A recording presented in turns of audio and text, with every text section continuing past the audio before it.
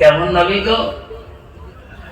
দাসী চলে গেল আগে আগে, রসুল আমার প্রিয় নবী দাসীর পিছনে পিছনে দাসী যে বাদশাহ দল দাঁড়িয়ে ঢাক মারলে, মহারাজ আমি তো দাসী। দাসী এত রাত কেন? আমার ভাই তুই পালে আছে দুদিন ধরি। বাদশাহ দরজা খুলে নেন। দাসী রে যদিও তো বাঁচাইতাম আর বাঁচাবো না। দাসী এত রাইতে একটা বেগুনা পুরুষ নিয়ে আমার দরবারে তুমি আসছো রে দাসী, আর আমি তো রেখে দেব না। এখন তুমি রেডি হয়ে যাও, আমি তো জানলে চাবুক রেডি করে রাখছি। দাসী দুই চোখের পানি বুক ভিজে যায়। বাদশার করা করা কথা শুনি। দাসী রে আর লাভ নাই, লাভ নাই। এত রাইতে তুমি কেন একটা বেগনা পুরুষ নিয়ে আমার বাড়িতে তুমি আসিলা? দাসী তুমি রেডি হয়ে যাও, আমি তোর জন্য চাবুক রেডি করে রাখছি। আমার সোনা নবী উত্তর দেয়, ওগো বাদশা মহারাজ, তোমার দাসী অপরাধী না, আমি অপরাধী। দাসীর গায়ে চাবুক বললে আমি সহ্য করিতে পারবো না, আমার সহ্য শোনে না। আমার এই দাসীর পরিবর্তে যত চাবুক মারবেন আমার গায়ে মারেন, আমি সহ্য করবো গো মহারাজ। দাসীর গায়ে একটা চাবুক মারতে পারবে না।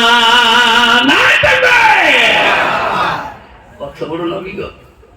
সেই নবীর উম্মত হয়েছি বাবা, যা করার জন্য চাবুক নোরা দিচ্ছে। আজকে যদি আমার ছোট ভাই অপরাধ করে সমাজে, বড় ভাই কোনদিন সমাজের মানুষের দায়িত্ব নেবে? ছোট ভাইয়ের পরিবর্তে আমাকে পেঠো মানে নেবে কেউ? আমার রসুল বলেছে, ওগো মহারাজ, আপনার খুশি যত মারবেন আমি পিটিয়ে খেয়ে দেব, কিন্তু এই দাসীর গায়ে একটা যদি চাবুক মারেন আমি সহ্য করতে আমি পারবো না। দয়াল নবী প্রেমের ছবি আর আসবে না জগতে। সৈতন দয়াল নবী প্রেমের ছবি আর আসবে না। হাসর দিলে উম্মতের বিনে, হাসর দিলে উম্মতের বিনে যাবে না নবীজি বেহেশতে, যাবে না নবীজি বেহেশতে। দয়ার নবী প্রেমের ছবি আর আসবে না। শয়তান আর আসবে না।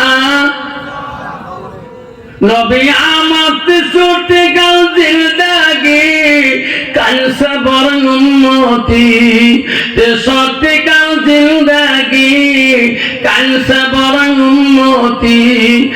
এখনো কান্দে শুয়ে মদিনাতে, এখনো কান্দে শুয়ে মদিনাতে।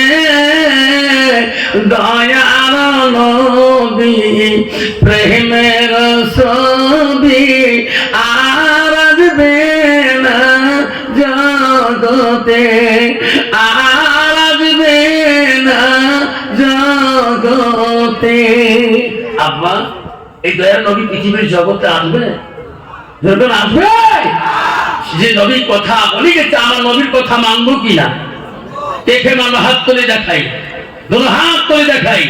নবীর কথা মানতে হয়। নবী বললেন, পালা নবী সাল্লাল্লাহু আলাইহি ওয়াসাল্লাম বলেন লা ইউমিনুনা হাদুকুম হাত্তা কুনা হাব্বা ইলাইহি মিন ওয়ালিদিহি ওয়া আওলাদিহি ওয়ান নাসি আজমাইন। আমার নবী বললেন ওই মানুষ যতক্ষণ পর্যন্ত পূর্ণাঙ্গ মুমিন হইতে পারে না, মুসলমান হইতে পারে না, যতক্ষণ পর্যন্ত নিজের ছেলে সন্তান পিতা মাতা অন্য মানুষ থেকে আমার নবীর ভালোবাসা উম্মতের ভিতরে থাকবে না।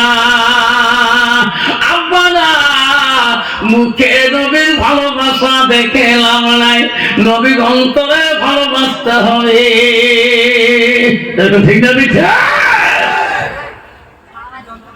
আমার মা বলে না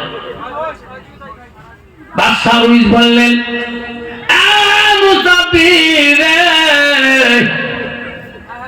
কোথায় তোমার বাড়ি রে?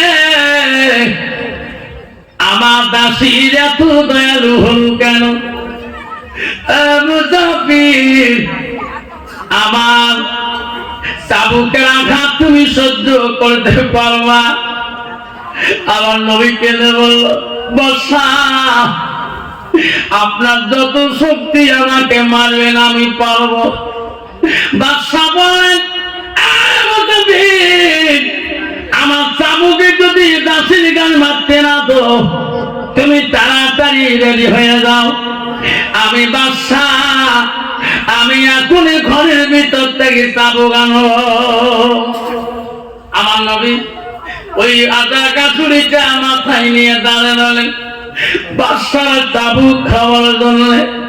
বাদশাহ যখন ঘরে ঢুকলেন আরে ওই বাদশাহ বড় তৌরিতে মহাপণ্ডিত ছিলেন। উনি তৌরিত কিতাব সবসময় পড়েছিলেন। ওই তৌরিতে লাস্ট পৃষ্ঠায় লেখা আছে আমার বাড়িতে আমার দাসীর সাথে একটা মানুষ আসবে গভীর রজনীতে। লোকটা নরম মেজাজ হবে, রাগ করলে রাগ করবে না, কিছুই বলবে না, যা বলবে তাই শুনবে। সেই লোকটা হবে আখিরি জামানার নবী আব্দুল্লাহর বেটা মুহাম্মদুর রাসূলুল্লাহ আমিনার কলিজার ধন বিশ্ব নবী রাহমাতুল লিল আলামিন। বাদশাহ বলল রে এই লোকটার সাথে তৌরাতের কথা বলে যায়। বাদশাহ আর চাবুক না নিয়ে বাড়ির ভিতর দিয়ে দরজা খুলিয়ে গ্রামের মানুষ সবাইকে ডাকিয়ে দেন ও গ্রামবাসীরা আর ঘুমাবেন না, ঘুমাবেন না, চলো গো চলো ওই আব্দুল্লাহর কথা আমিনার কলিজার মনে মুহাম্মদুর রাসূলুল্লাহ আমার বাড়িতে আসিয়াছে। তার কাছে আমরা সত্য ধর্ম গ্রহণ করে নিয়ে আমরা মুসলমান হয়ে যাই।